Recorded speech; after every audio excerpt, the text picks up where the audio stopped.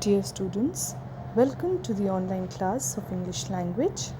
The first topic is subject-verb agreement.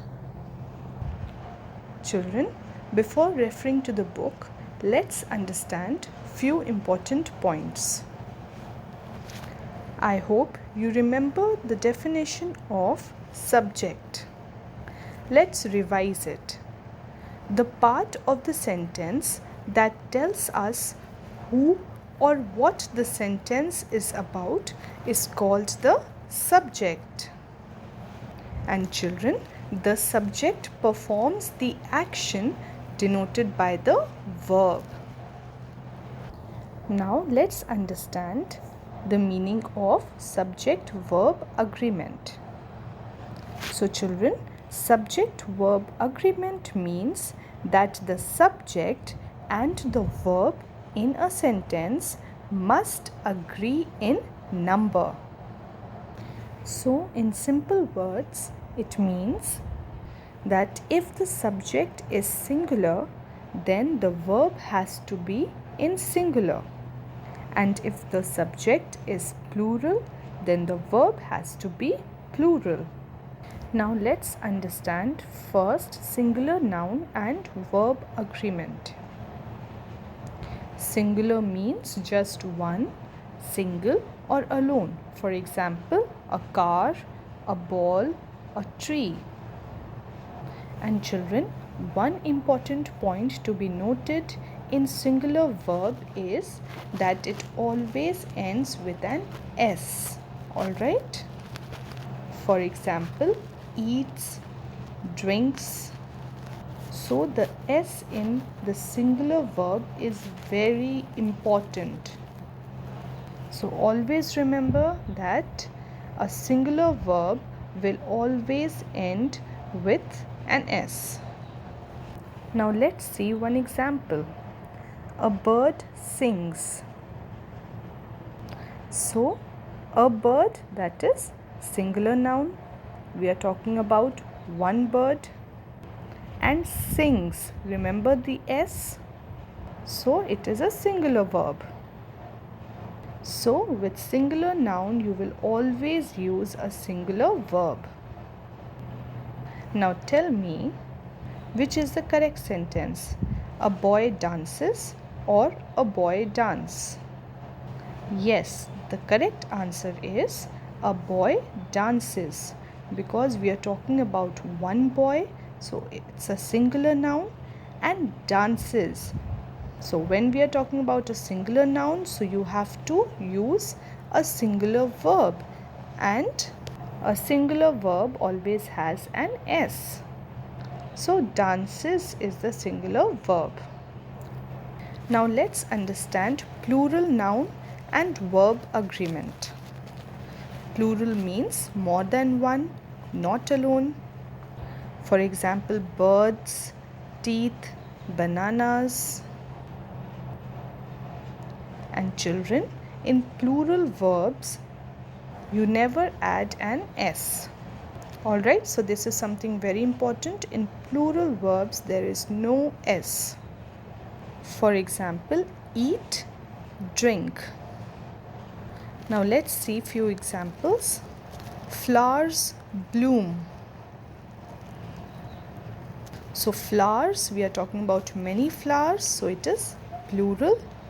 And bloom, bloom is the plural verb, but there is no S over here. So always remember, in singular verb you will find an S, and in plural verb you will never find an S. Now children, tell me, which is the correct sentence? The children play with toys. The children plays with toys. Yes, the correct answer is the children play with toys. And why is this the correct answer? Because here we are talking about children. We are not talking about one child. So this is a plural noun, and with plural noun we use a plural verb, and a plural verb has no S. So the correct answer is the children play with toys. Now let's see one more example. The stars shines. The stars shine. Now which is the correct one? I know you all know it now. The correct answer is the stars shine, because stars, we are talking about many stars, so it is a plural noun, and shine is the plural verb. So children, I hope you have understood these important points. Now open your book to page number 10. Now children, let's read the definition. Subject-verb agreement means that the subject and the verb in a sentence must agree in number. Now students, let us study the rules of subject-verb agreement.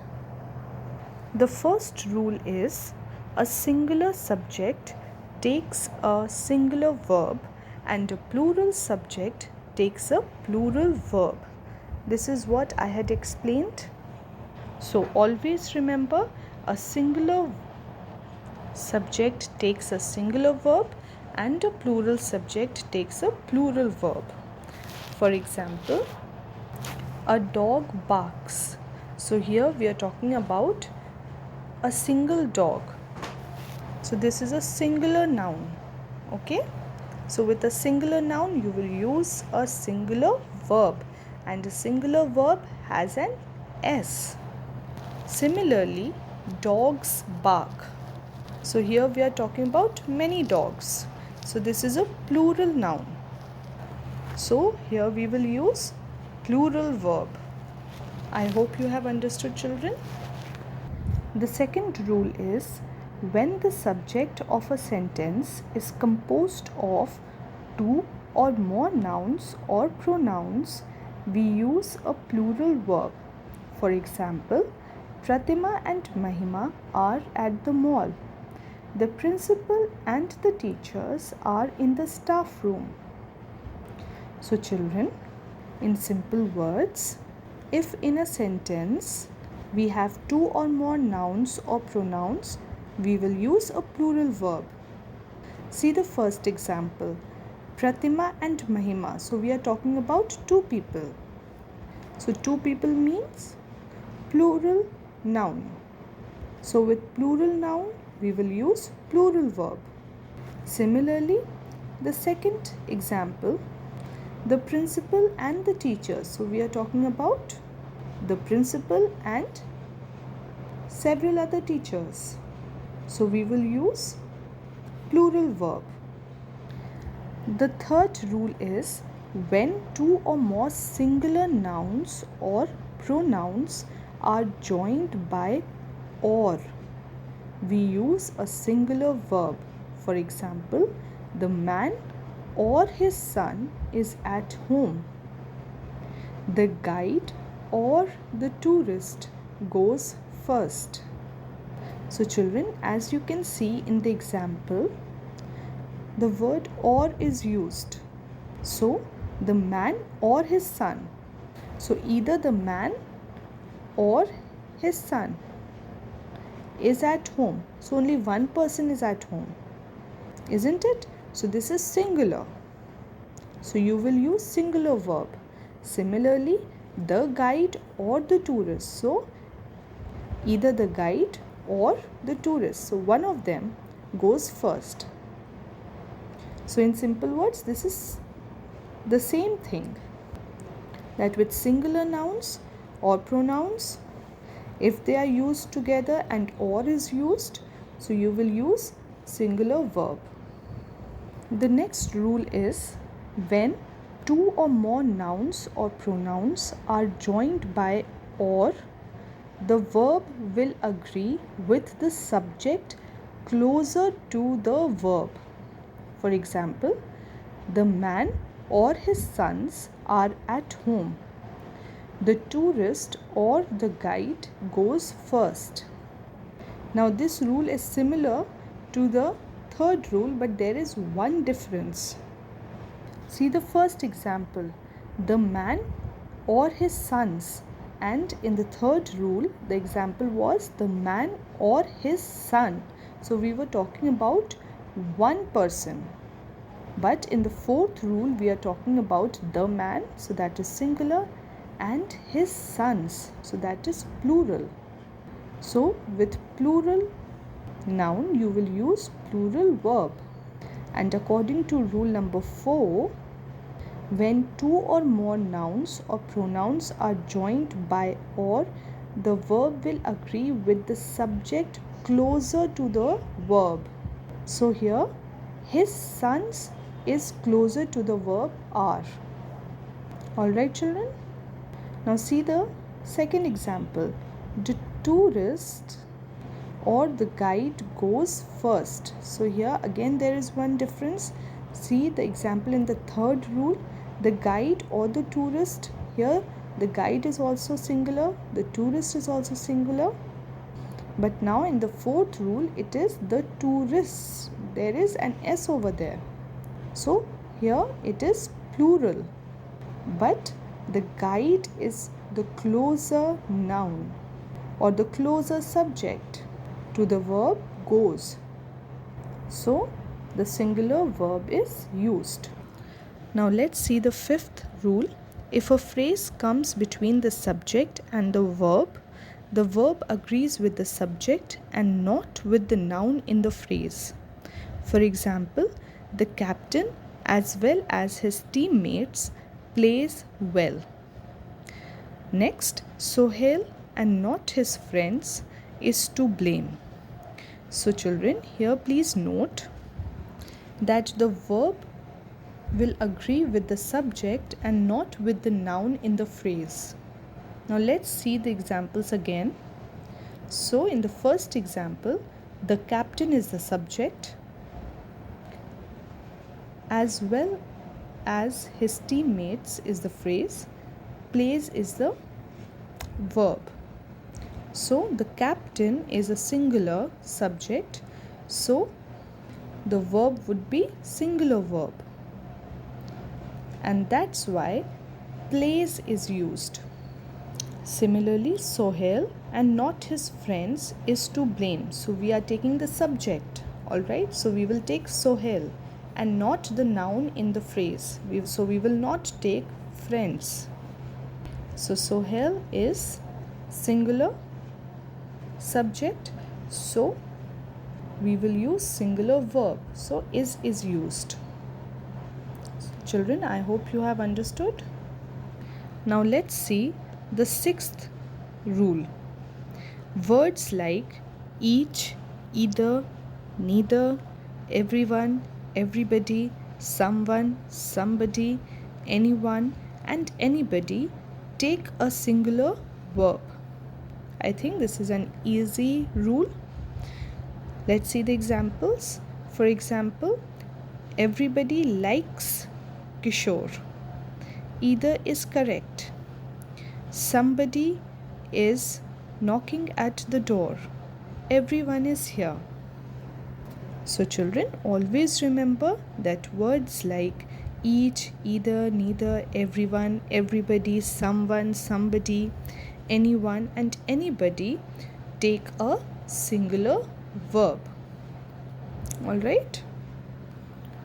The seventh rule is, in sentences beginning with there is or there are, the subject follows the verb. So the subject agrees with the verb. For example, there are many boats in the river. There is a boat in the river. So children, in simple words, sentences that begin with there is or there are, the subject follows the verb. So obviously with are, that is a plural verb, a plural noun will follow or a plural subject will follow.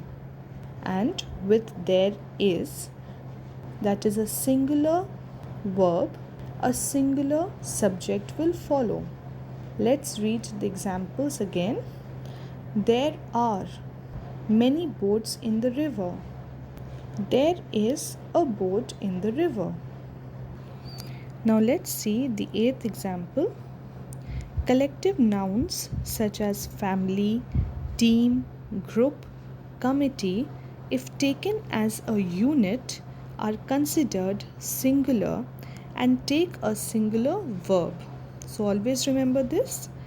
Let's see the examples. For example, the team practices every day.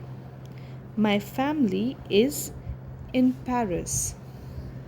So, children, collective nouns like team, family, group, committee are singular when taken as a unit. So, with singular nouns or singular subject, you always use a singular verb. But children, if collective nouns are taken to mean a number of individuals, they take a plural verb. Alright?